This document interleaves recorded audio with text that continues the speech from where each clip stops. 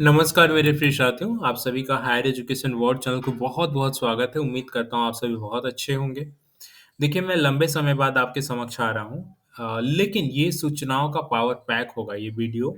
ये सबके लिए फ्रूटफुल होगा, उनके लिए भी जो बिहार की नियुक्ति प्रक्रियाओं को की आस में बैठे हुए हैं कि बिहार में न्यूली असिस्टेंट प्रोफ़ेसर की वैकेंसी कब आ रही है। ये उनके लिए भी खास होगा जो ऑलरेडी असिस्टेंट प्रोफ़ेसर बन चुके हैं। ये उनके लिए भी खास होगा जो नए रिसर्चर हैं। ये उनके लिए भी खास होगा जिनकी वर्तमान नियुक्ति प्रक्रिया में चयन नहीं हो सका है। ये वीडियो उनके लिए भी खास होगा जिनका अभी रिजल्ट प्रकाशन नहीं हुआ जबकि इंटरव्यू हो चुका है। ये उनके लिए भी खास होगा जिनकी फर्स्ट पहली सूची, दूसरी सूची निकल चुकी है लेकिन किसी हर्डल की वजह से उस पर माननीय न्यायालय के द्वारा स्टे लगा हुआ है। इतिहास विषय में ऐसी क्या घटनाक्रम हुई है कि उसमें लगभग 6 महीने से भी ज़्यादा का देर लग सकता है रिजल्ट प्रकाशन में। ठीक है, ये सभी सूचनाओं पे इस पे बात करेंगे एक-एक करके। सबसे पहले हम आगे बढ़े इससे पहले मैं जो चयनित कल आपको जानकारी होनी चाहिए कि कल आयोग के द्वारा इंग्लिश विषय के असिस्टेंट प्रोफ़ेसर के अभ्यर्थियों के रिज़ल्ट की सूची जारी की गई है और हायर एजुकेशन वर्ल्ड चैनल आपको यह बताते हुए बहुत खुश है और बहुत प्राउड फ़ील कर रहा है कि इंग्लिश विषय में भी अनवरत अन्य विषयों की भाँति इसमें भी लगभग 90% रिजल्ट का आपको प्रदर्शन रहा है। 90% अभ्यर्थी जो मॉक इंटरव्यू दिए हुए थे, वो सभी चयनित हो चुके हैं और यह बहुत बड़ी उपलब्धि है हायर एजुकेशन बोर्ड चैनल के बिहाफ़ पे। अब तक कुल 508 अभ्यर्थियों का चयन हायर एजुकेशन बोर्ड चैनल के माध्यम से किया जा चुका है, जो कि मॉक इंटरव्यू दिए हुए थे, भिन्न-भिन्न विषयों में। इतिहास सबसे बड़ा विषय है जिसका इंतज़ार बहुत ही बेसब्री से है क्योंकि इतिहास विषय में कुल 85 अभ्यर्थी हैं जो कि हायर एजुकेशन बोर्ड चैनल के तत्वावधान में मॉक इंटरव्यू दिए हुए हैं। उसमें से बहुतायत का रिज़ल्ट होगा ऐसी संभावनाएँ हैं। तो क्या है कि इतिहास विषय का रिज़ल्ट अभी रुका हुआ है, कब तक रुका रहेगा इस पर हम थोड़ा देर में देखेंगे। सबसे पहले हम देख लेते हैं जो न्यूली जॉइन असिस्टेंट प्रोफ़ेसर हैं उनके लिए क्या विशेष है। पहली बात तो ये देखिए, आपके प्रमोशन के पॉइंट ऑफ व्यू से जो न्यूली जॉइन असिस्टेंट प्रोफ़ेसर हैं या जॉइन करने वाले हैं, देखिए आपका रिफ्रेशर कोर्स अनिवार्य होता है ये प्रमोशन वगैरह में, ठीक है? तो ये देखिए आप देख पा रहे हैं ये 18 मार्च से लेकर के 1 अप्रैल, ये 12 वर्किंग डेज़ का ये रिफ्रेशर कोर्स है। ये ऑनलाइन मोड में होगा, गूगल मीट के माध्यम से होगा, आपको कहीं जाने की ज़रूरत नहीं है और इसके लिए कोई चार्जेज़ वगैरह नहीं होते हैं। There is no registration fee आप देख पा रहे हैं, ठीक है? कोई भी रजिस्ट्रेशन फ़ी वगैरह नहीं है। इंटरेस्टेड कैंडिडेट रजिस्ट्रेशन कर सकते हैं। ओके, कैसे रजिस्ट्रेशन करना? तो ये देखिए लिंक है https://mmc.ugc.ac.in इसका लिंक आपको हायर एजुकेशन बोर्ड चैनल में उपलब्ध करा दिया जाएगा या नहीं तो आप इस वीडियो के डिस्क्रिप्शन में भी इसका लिंक देख सकते हैं। इसका लिंक वीडियो के डिस्क्रिप्शन में भी दे दिया जाएगा या नहीं तो आप हायर एजुकेशन बोर्ड चैनल के ग्रुप में जुड़े हुए हैं तो वो डायरेक्ट आपको वहाँ पे इसका सारा इन्फॉर्मेशन मिल जाएगा। ग्रुप में जुड़ने का बिल्कुल ही आसान तरीका है। आप वीडियो के डिस्क्रिप्शन सेक्शन में डिस्क्रिप्शन कहाँ किसे जाता है? इस वीडियो का जो आप नाम देख रहे हैं ना, वही डिस्क्रिप्शन है। उस नाम को आप टच करेंगे, तो वहाँ पे आपको इस वीडियो के डिटेल सारे उपलब्ध हो जाएँगे। वहीं पर आप जाएँगे तो ये सारे लिंक उपलब्ध हैं। हायर एजुकेशन बोर्ड चैनल के ग्रुप में जुड़ने के लिए भी लिंक उपलब्ध हैं और सारी इन्फॉर्मेशन वहाँ पे उपलब्ध है। तो इस तरह से ये देखिए गुड अपॉर्च्युनिटी है किनके लिए? जो ऑलरेडी असिस्टेंट प्रोफेसर बन चुके हैं। इसके लिए एक स्टेप आपको ये करना होगा कि पहले एनओसी लेनी होती है, ठीक है? अपने जो भी आपकी संस्था है, वहाँ से आप एनओसी ले लेंगे, नो ऑब्जेक्शन सर्टिफिकेट। इस पे सिग्नेचर किसका होता है? देखिए, इस पे signature institution head, principal head, HOD वगैरह का होता है, सील मोहर के साथ। ये एनओसी आप पहले ले लेंगे, इसके बाद ही आपको रजिस्ट्रेशन करना होगा। जैसा कि मैंने आपको शुरू में ही दिखाया कि ऑनलाइन मोड में है और इसकी रजिस्ट्रेशन की जो आखिरी तिथि कब है? तो आप रजिस्ट्रेशन की आखिरी तिथि यहाँ पर देख पा रहे हैं 16 मार्च 2025 है रजिस्ट्रेशन की आखिरी तिथि जो कि 28 फरवरी से ही ऑनगोइंग चल रही है। तो आपके पास समय बहुत ज़्यादा नहीं है क्योंकि आज 9 मार्च हो चुका है और 16 मार्च तक ही आप रजिस्ट्रेशन कर सकते हैं। तो जो भी इच्छुक हैं इसके लिए वो अप्लाई कर दें, चूँकि आपको प्रमोशन भी अति अनिवार्य शर्तें होती हैं। और दूसरी चीज़ क्या है जो ऑलरेडी असिस्टेंट प्रोफ़ेसर बन चुके हैं। देखिए आज सबकी बात करेंगे लेकिन वन टू वन करके। हम थोड़ा-सा पहले चयनित असिस्टेंट प्रोफ़ेसरों की बात कर लेते हैं। एक चीज़ और देखिए आपके लिए प्रमुख बात ये है कि यूजीसी द्वारा एक ड्राफ्ट तैयार किया गया है। ये भी आपके प्रमोशन संबंधित है और इसमें आपसे कमेंट, सजेशन या फीडबैक माँगा गया है, ठीक है? इसको रेगुलेशन 2025 नाम दिया जाएगा। ये प्रमोशन और equity in higher education institution मतलब प्रमोशन वगैरह कैसे होगा, क्या-क्या इसके लिए शर्त होंगी, तो यही नियमावली के आधार पर अब आने वाले समय में आपका प्रमोशन होगा, जितने भी असिस्टेंट प्रोफ़ेसर न्यूली जॉइन किए हैं। इसमें आपको किसी बात को लेकर आपत्ति है या किसी भी चीज़ को लेकर के आपको ऐसा लगता है कि नहीं इसमें संशोधन किया जाना चाहिए, आमूल-चूल सुधार किया जाना चाहिए, तो इसके लिए यूजीसी ने आपसे फीडबैक माँगा है। फीडबैक देना बहुत ही आसान है। इसी पीडीएफ में एक लिंक दिया हुआ है। आप देख पा रहे हैं ये लिंक है। इस लिंक को आप टच करेंगे तो एक गूगल फॉर्म आपके सम्मुख खुल जाएगा और इस गूगल फॉर्म में आपको अपना-अपना फीडबैक देना है। ठीक है? यहाँ पे आपको नेम अपना लिख देना है। ठीक है? Name of the stakeholder या यूनिवर्सिटी या कॉलेज या इंस्टीट्यूशन मतलब एक यूनिवर्सिटी के रूप में आप फीडबैक दे रहे हैं या कॉलेज के रूप में फीडबैक दे रहे हैं या एक इंस्टीट्यूशन फीडबैक दे रही है या एक असिस्टेंट प्रोफेसर या एसोसिएट प्रोफेसर फीडबैक दे रहे हैं। Okay? Type of stakeholder यहाँ पे देखिए जैसे आप क्या हैं, सेंट्रल यूनिवर्सिटी से हैं कि स्टेट यूनिवर्सिटी से, कॉलेजेस है, स्टूडेंट है, टीचिंग स्टाफ है, नॉन टीचिंग स्टाफ है, ठीक है?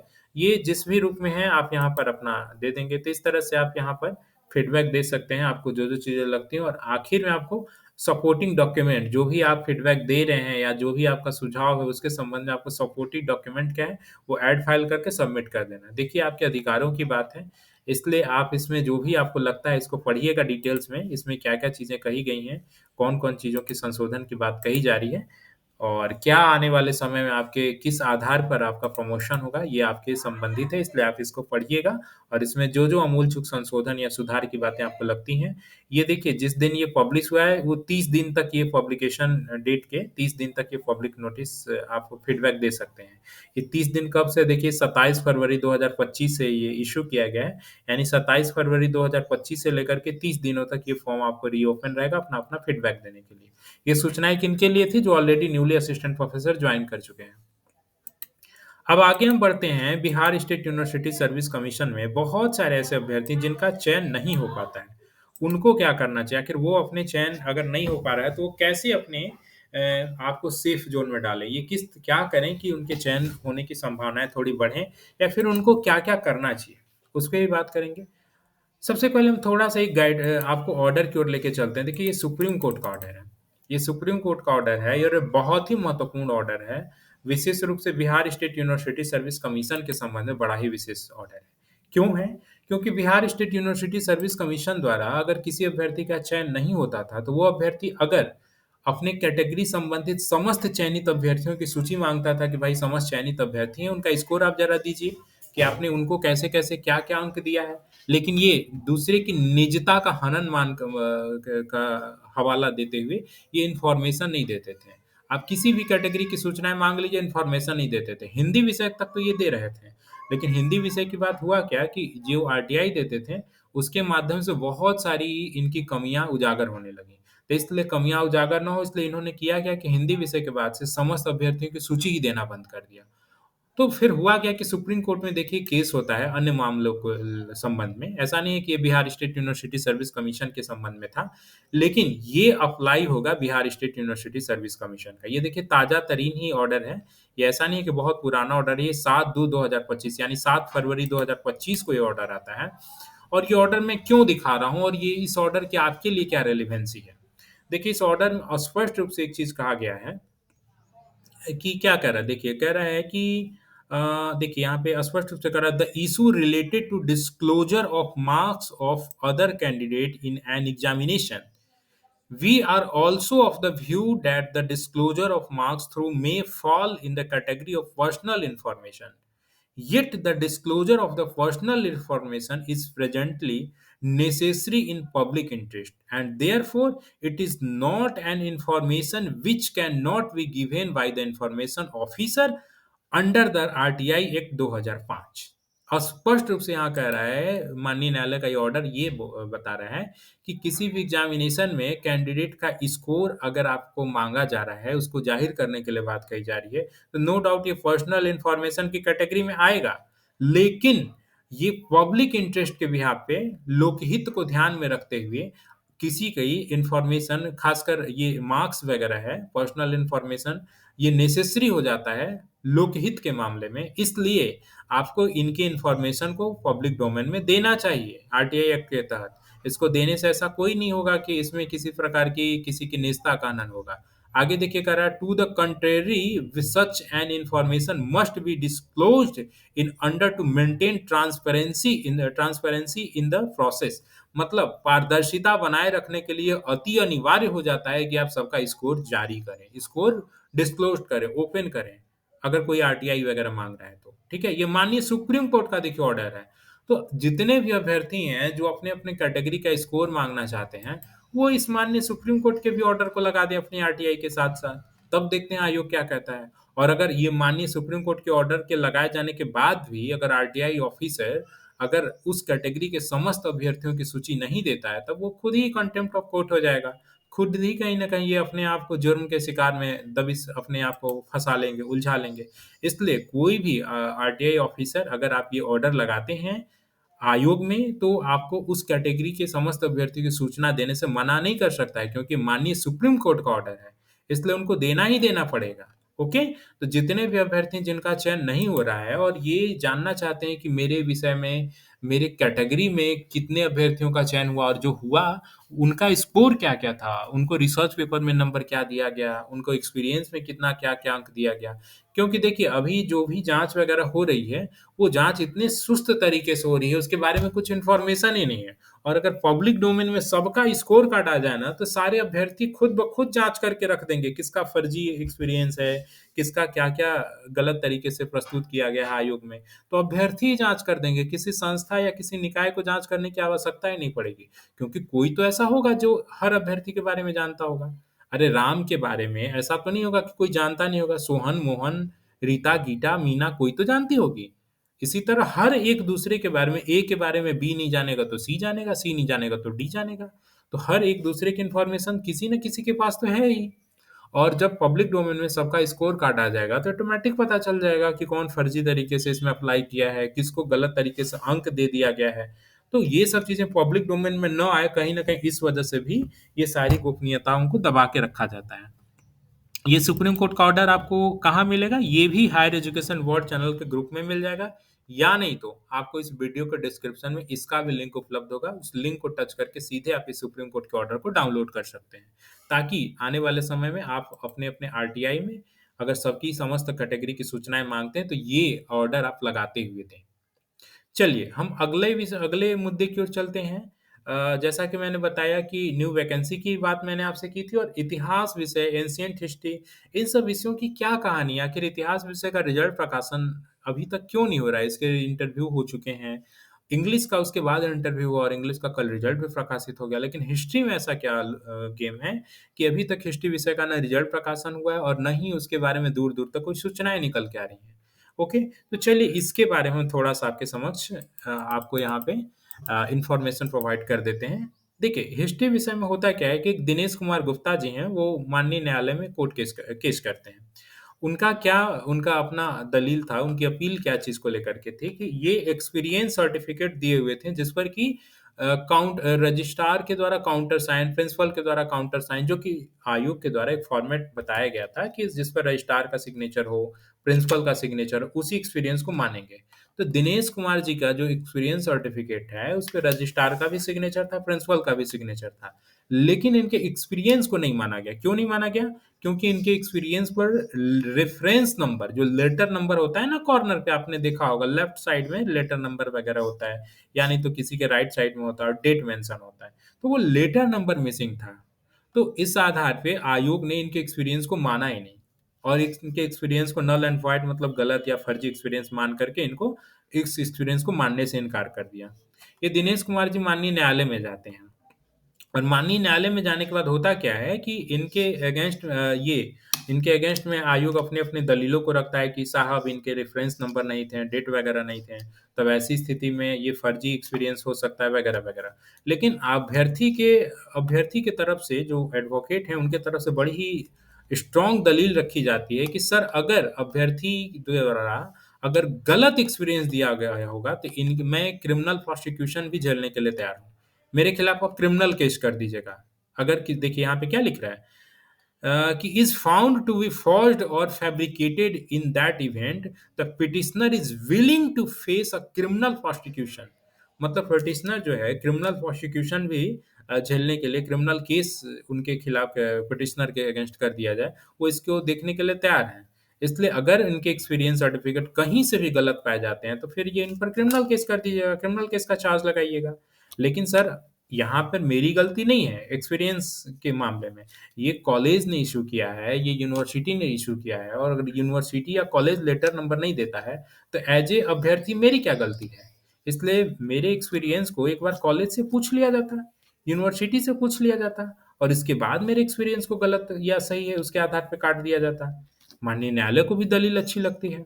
माननीय न्यायालय इनको कहते हैं यूनिवर्सिटी, जो अभ्यर्थी है, जिस कॉलेज से ताल्लुक रखता है, जिस विश्वविद्यालय से ताल्लुक रखता है, उनके देखिए प्रिंसिपल और यूनिवर्सिटी रजिस्ट्रार को ये कहीं न कहीं अगले डेट पर इनको नोटिस दिया जाता है कि आप ये बताइए कि एक्सपीरियंस सर्टिफिकेट जो पिटिशनर द्वारा सबमिट किया गया है, ये जेन्युइन है और फॉल्ट है, मतलब किसी प्रकार का गलत है या जेन्युइन एक्सपीरियंस सर्टिफिकेट है। तो इस आधार पे इनको रिलीफ मिलता है, और इनको माननीय न्यायालय कहता है कि नहीं, इनका आप एक्सपीरियंस काउंट करेंगे जब तक ये गलत सिद्ध नहीं होते, और इनको आप इंटरव्यू कॉल बुलाएंगे। ये अभ्यर्थी का जो कोर्ट केस होता है, इसमें अभ्यर्थी की जीत होती है। लेकिन ये जीत पूरे नियुक्ति प्रक्रिया में ही एक बड़ा ही ड्रामाटिक चेंजेस ला देता है। वो रोचक चेंजेस ये लाता है कि हिस्ट्री विषय में और भी बहुत सारे अभ्यर्थी जिनको इंटरव्यू कॉल नहीं आया था, उनके बहुत सारे कारण थे। किसी का सर्टिफिकेट जो है समय पर नहीं पहुंचा था, सारे डॉक्यूमेंट, किसी के जेन्युइन तरीके से एक्सपीरियंस नहीं थे, किसी के रिसर्च पेपर जेन्युइन तरीके से आयोग द्वारा काटा गया था। बहुत सारे कारण थे। उन सभी कारणों को एकजुट करते हुए अभ्यर्थियों द्वारा कोर्ट केस किया जाता है, जिनकी संख्या लगभग 60 की मात्रा में होती है, और ये सभी माननीय न्यायालय में जाते हैं। और माननीय न्यायालय जो है, पहले उसके 1-2 दिन पहले एक ऑर्डर आया रहता है, जो ऑर्डर मैंने आपको दिखाया दिनेश कुमार गुप्ता जी का। आयोग जो है इस पे क्या, इस प्रथम दृष्टया से यही प्रतीत होता है कि आयोग ने अच्छे से एक्सरसाइज नहीं किया। लेटर नंबर नहीं था, डेट नहीं था, इसलिए आयोग ने ये मान लिया कि नहीं, इनके एक्सपीरियंस गलत है। यानी क्या, इसमें कहीं न कहीं एक्सरसाइज की अभाव दिखती है। कहीं न कहीं इस पे अच्छे से एक-एक चीज़ की एग्ज़ाम ही नहीं किया गया है, ये चीज़ें नज़र आती हैं। बस न्यायालय इसी चीज़ को कैच कर लेता है, और पहले वाले ऑर्डर का रेफ़रेंस देता है कि आपने दिनेश कुमार गुप्ता जी के वाले केस में, वो केस नंबर का ज़िक्र करते हैं कि आपने 2677 केस में ऐसा प्रतीत हुआ है कि आपने एक्सरसाइज़ किया ही नहीं था अच्छे से। ठीक इसी तरह यहाँ पर भी मामला होगा, आपने अच्छे से एक्सरसाइज किया ही नहीं होगा। इसलिए आप इन सारे अभ्यर्थियों को भी इंटरव्यू कॉल लीजिए, इंटरव्यू लीजिए, और सबका एक बार फिर से अच्छे से एक्सरसाइज करिए, और जब तक इन 60 अभ्यर्थी का इंटरव्यू आप नहीं लेते हैं, तब तक आपको रिजल्ट प्रकाशन नहीं करना है। अब होता क्या है कि आयोग के लिए धर्म संकट ये हो जाता है कि वहाँ पर बहुत सारे ऐसे अभ्यर्थी थे जो कि जिनका स्कोर कट ऑफ से भी बहुत कम था, और जो ऐसे भी अभ्यर्थी थे जिनका जेन्युइन तरीके से सर्टिफिकेट वगैरह बहुत देर से पहुँचा था, जो टाइमलाइन था उसके समय पे नहीं पहुँचा था। कई सारे कारण थे। अब माननीय न्यायालय ने एक ही ऑर्डर दे दिया कि नहीं, आप सबको बुलाइए और अच्छे से एक्सरसाइज करिए। अब आयोग के लिए धर्म संकट हो गया कि अगर इन सारे अभ्यर्थियों का इंटरव्यू आयोग लेता है, तो आने वाले जो विषय बचे हुए हैं, उन सभी विषय के अभ्यर्थी, फिर जिसको भी इंटरव्यू नहीं आएगा इंटरव्यू कॉल, सभी इसी रेफरेंस के बिहाफ पे जाएँगे और बोलेंगे कि नहीं साहब, मेरा भी इंटरव्यू कॉल करने की अनुमति दी जाए, और उस रेफरेंस के आधार पे सबको इंटरव्यू कॉल आएगा। फिर ऐसी स्थिति उत्पन्न हो जाएगी आयोग के समक्ष कि सारे के सारे अभ्यर्थियों का इंटरव्यू कॉल लेना पड़ेगा। चाहे वो गलत हो या सही हो, सबका ही इंटरव्यू कॉल लेना पड़ेगा आने वाले समस्त विषयों में। इसलिए आयोग क्या निर्णय करता है, वो एलपीए में जाने का, यानी डबल बेंच में जाने का निर्णय लेता है कि नहीं, अब हम जो है अपर बेंच में जाएँगे। और एक-एक करके चूँकि कुल अभ्यर्थी कितने थे, लगभग 50-60 थे। तो आयोग अब एक-एक केस नंबर को ले लेकर के एलपीए में जा रहा है, यानी अपर बेंच में जा रहा है, और अपर बेंच में आर्गुमेंट रख रहा है कि साहब ये कारण है जिस वजह से अभ्यर्थी का इंटरव्यू कॉल नहीं आया था, और इस कारण से हम अभ्यर्थी का इंटरव्यू कॉल नहीं ले सकते, इंटरव्यू नहीं ले सकते हैं। अब दिक्कत ये है कि कुल 60 अभ्यर्थी हैं, इतने सारे केसेज़ के माध्यम से ये 60 अभ्यर्थी गए हुए थे। तो अब इन सभी अभ्यर्थियों को अपना-अपना अलग-अलग समय में रिस्पॉन्स करने का मौका मिलेगा। मतलब सबको अपना-अपना जवाब माननीय न्यायालय में देना होगा। अब आयोग क्या कर रहा है कि बारी-बारी करके एलपीए फाइल कर रहा है। एक संग सबका जवाब दे नहीं सकता है, एक संग सबके समक्ष आर्गुमेंट रख नहीं सकता है कि हाँ साहब, इनका इस कारण से हम नहीं बुलाएँ, इनका इस कारण से नहीं बुलाएँ, सबका एक संग रख नहीं सकता है। तो अब आयोग कर रहा है कि जो भी 60 या 50 या 55 जितने भी अभ्यर्थी थे, इन सभी के केसेस को बारी-बारी करके एलपीए में ले जा रहा है। और धीरे-धीरे, धीरे-धीरे करके जितने भी 50-60 अभ्यर्थी थे, सबको माननीय न्यायालय की तरफ से नोटिस आएगा, जवाब देने का मौका दिया जाएगा। और ये सब प्रक्रिया करने में कहीं न कहीं 6 महीना या फिर 1 साल भी लग सकते हैं, इसमें भी कोई संशय नहीं है। 5 महीना लग जाए, 6 महीना लग जाए, माननीय न्यायालय की तो प्रक्रिया आप जानते हैं बहुत ही इसमें क्लिष्ट है, बहुत ही चीज़ें यहाँ पर देर से होती हैं। नोटिस इश्यू होता है, अभ्यर्थी नोटिस कब मिलता है, जवाब कितने देर में देता है, तो बहुत सारे पहलू हैं। तो कुल मिलाकर इतिहास विषय के रिज़ल्ट की अगर बात करें तो जी हाँ, इतिहास विषय का रिज़ल्ट अब देर होगा। इसमें कम से कम 6 महीना भी लग सकता है, 1 वर्ष भी लग सकता है। चूँकि ये जितने भी 50-60 अभ्यर्थी हैं, अब जब तक ये सभी अपना-अपना जवाब दे नहीं देंगे, तब तक कहाँ से ये चीज़ें होंगी? अच्छा, इस बीच में कई अभ्यर्थियों का फ़ोन कॉल्स आया कि सर विभिन्न-विभिन्न वकील साहब के द्वारा कहा जा रहा है कि इसमें जो है कि कंटेम्प्ट ऑफ कोर्ट हम करवाने जा रहे हैं, आप लोग पैसे दीजिए या फिर इस तरह की बातें कही जा रही हैं। तो देखिए आप सभी अपनी-अपनी आप सभी जागरूक हैं, असिस्टेंट प्रोफ़ेसर के अभ्यर्थी हैं, आपकी अपनी भी चेतना होनी चाहिए, आपकी अपनी भी जागरूकता होनी चाहिए। आप अपने से ज़रा सोचें इसमें कंटेम्प्ट ऑफ कोर्ट कैसे होगा? कंटेम्प्ट ऑफ कोर्ट तो तब होता ना जब माननीय न्यायालय के आदेशों का आयोग उल्लंघन करता। उल्लंघन कब होता? जब आयोग बिना इंटरव्यू लिए हुए आप लोगों का रिज़ल्ट प्रकाशित कर देता। तो आयोग तो इंटरव्यू बिना लिए ही रिज़ल्ट तो प्रकाशित कर नहीं रहा है हिस्ट्री विषय का। आयोग क्या कर रहा है कि जितने भी अभ्यर्थी के लिए इंटरव्यू के लिए माननीय न्यायालय द्वारा ऑर्डर आया था, उन सभी एक-एक केस को लेकर के एलपीए में जा रहा है। तब यहाँ पे कंटेम्प्ट ऑफ कोर्ट कैसे हो गया? यहाँ पे तो ऐसा प्रथम दृष्टया तो ऐसा कुछ नहीं लगता है। वैसे वकील साहब लोग ज़्यादा एक्सपर्ट हैं, वो लोग जानेंगे कि कंटेम्प्ट ऑफ कोर्ट का कैसे इसमें मामला बनता है कि जो कि अभ्यर्थियों पर दबाव बनाया जा रहा है। बार-बार अभ्यर्थियों को ये कहा जा रहा है कि आप पैसे दीजिए और कंटेम्प्ट ऑफ कोर्ट हम करने जा रहे हैं, कंटेम्प्ट ऑफ कोर्ट करने जा रहे हैं। तो देखिए, पैसे बहुत मेहनत से आते हैं, आप लोग अपने आर्थिक नुकसान से बचें और अपनी बुद्धिमत्ता का प्रयोग करते हुए ही एक-एक पहलू पर ध्यान दें और बुद्धिमत्ता का प्रयोग करते हुए भी अगला कदम रखें। चूँकि आयोग एक-एक करके एलपीए में जा रहा है, तब बेहतर तो ये होगा कि आप सभी इंतज़ार करें। आपको जब नोटिस आएगा, आपको जब रिस्पॉन्ड करने का मौका मिलेगा, तब आप अपना-अपना रिस्पॉन्ड करिएगा, अपना-अपना रिस्पॉन्स दीजिएगा।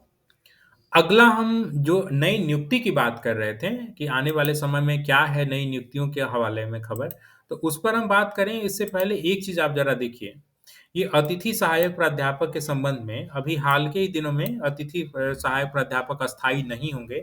ये शिक्षा मंत्री सुनील कुमार जी ने बिहार विधान परिषद में शुक्रवार को प्रश्नकाल के दौरान विधान परिषद भाजपा के प्रोफ़ेसर नवल किशोर यादव के प्रश्न के जवाब में स्पष्ट किया।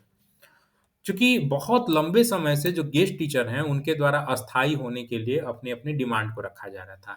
तो यहाँ पर एक चीज़ तो ये स्पष्ट इन्होंने कर दिया मंत्री महोदय ने, शिक्षा मंत्री जी ने कि यहाँ पर किसी भी अतिथि शिक्षक की अस्थायी नहीं होने जा रही है, अस्थायीकरण नहीं होने जा रहा है। अब एक चीज़ आता है कि ये अस्थायीकरण की बात तो की है, लेकिन यहाँ पर किसी भी प्रकार की नई वैकेंसी की इन्होंने बात नहीं किया है, कि अस्थायी नहीं होगा लेकिन नई वैकेंसी हम ला रहे हैं, उसमें इनको रिलीफ़ मिलेगा। ऐसी बात कभी नहीं किया। इसलिए नई वैकेंसी आ रही है कि नहीं आ रही है, ये कहना बड़ा मुश्किल है। बहुत सारे अभ्यर्थी रेगुलर पूछते रहते हैं कि सर नई वैकेंसी का क्या है? क्या नई वैकेंसी आ रही है क्या 2025 में? देखिए कहना बहुत मुश्किल है क्योंकि अभी भी आयोग को कुल 11 विषय का इंटरव्यू लेना है और अभी तो ये प्रिंसिपल का इंटरव्यू लेने वाले हैं 18 या 17 तारीख से 17 या 18 मार्च से। जब प्रिंसिपल का ये खत्म कर लेंगे, इसके बाद ही अब असिस्टेंट प्रोफेसर वगैरह की ओर मुड़ेंगे और अभी भी कुल 11 विषय का इंटरव्यू लेना है। इन 11 विषय के इंटरव्यू लेने में कम से कम आयोग को 4 से 5 महीने का वक़्त लग सकता है। 4 महीने तो कम से कम मान के चलिए लगेगा। अगर 4 महीने आप जोड़ते हैं तो अप्रैल, मई, जून, जुलाई, अगस्त तक हम मान के चलते हैं कि शायद अगर अच्छे से चलें तो अगस्त तक शायद ही कंप्लीट हो पाए। ऊपर से कोर्ट केसेज़ हैं, हिस्ट्री विषय का अलग कोर्ट केस है, एंशिएंट में अलग रोक लगा हुआ है। आपको मालूम है कि एंशिएंट हिस्ट्री पर भी केस स्टे लगाया गया है। तो ऐसे में जब प्रोसेस इतना लिंगर है, जब नियुक्ति प्रक्रिया अभी तक पूरी ही नहीं हुई है और कब पूरी होगी इसका कोई आसार ही नहीं नज़र आ रहा है, तो ऐसे में नई नियुक्ति आ रही है कि नहीं आ रही है, इस पर कैसे कोई स्पष्ट रूप से कह सकता है। जो भी यूट्यूबर कह रहे हैं, उनके पास कोई रेफ़रेंस है नहीं। वो बस यूँ ही अपने मनगढ़ंत की बातें बोल रहे हैं कि नई वैकेंसी आ रही है, नई वैकेंसी आ रही है। कहाँ आ रही है? मैंने भी पिछले बार कई बार बोला है कि नई वैकेंसी की संभावनाएँ हैं। तो संभावनाएँ होती हैं, लेकिन पुख्ता तो अभी ऐसा कहीं कोई नहीं कह सकता है कि नई वैकेंसी आ ही रही है। ऐसी कहीं कोई सूचना नहीं निकल के आ रही है, शिक्षा विभाग की तरफ से कभी बोला गया हो, चाहे बिहार सरकार की तरफ से कभी ऐसा बोला गया हो, कभी भी ऐसा कमेंट नहीं में आया, कभी भी ऐसी टिप्पणी नहीं आई कि नई वैकेंसी आ रही है। तो इसलिए नई वैकेंसी आ ही रही है, यह कहना बड़ा मुश्किल है। हाँ, देखना होगा कि अगर ये नियुक्ति प्रक्रिया जल्द संपन्न हो जाती है समय रहते, तो हो सकता है कि आयोग शिक्षा विभाग या बिहार सरकार को अपनी स्वचेतता जगे और नई वैकेंसी दें। लेकिन अभी तक फिलहाल में नई वैकेंसी को कोई बहुत बड़ी सूचना ऐसी देखने को मिल नहीं रही है। अगला हम रिसर्चर के संबंध में बात करें तो देखिए इतिहास विषय के रिसर्चर जो हैं उनके लिए एक अच्छी खबर है कि देखिए जो जिनको जो भी ऐसे रिसर्चर हैं हिस्ट्री विषय के जिनको अभी कोई फेलोशिप वगैरह नहीं मिल रही है और वो रिसर्च कर रहे हैं तो उनको देखिए फेलोशिप पाने का सुनहरा अवसर है। आईसीएचआर के द्वारा फेलोशिप देखिए 2 वर्षों के लिए मिलती है। वैसे इसकी फेलोशिप बहुत ही कम मिलती है, मात्र 16-17 हज़ार मिलती है। लेकिन जिसको कुछ नहीं मिल रहा उसके जगह पे तो ठीक ही है, 16-17 हज़ार कम से कम मिलेगा तो उनको रिसर्च में थोड़ी बहुत सहूलियत मिलेगी। इसके लिए आपको ऑनलाइन आवेदन करना है जिसकी तिथि 24 फरवरी तक है। ऑनलाइन आवेदन की अंतिम 24 फरवरी से शुरू है और अंतिम तिथि देखिए 11 मार्च, यानी बस यही 2 दिन बचे हुए हैं, 11 मार्च तक है।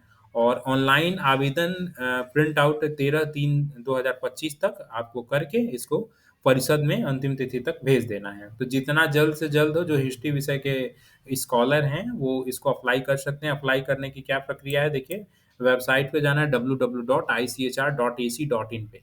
इस पर जाकर के हिस्ट्री विषय के जो शोधार्थी हैं वो अप्लाई कर सकते हैं जेआरएफ के लिए।